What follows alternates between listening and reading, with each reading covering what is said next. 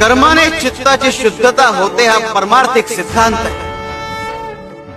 ज्याला चित्त शुद्धीची आस लागली आहे त्याने कर्माचे आचरण करावे, त्यामुळे मनाची मलिनता नाहीशी होऊन ते शुद्ध होते।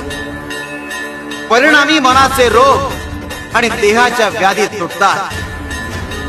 देवाच्या नियमित उपासनेने चित्ताची स्थिरता लाभते, हे लक्षात ठेवा आणि आचरणात आणा।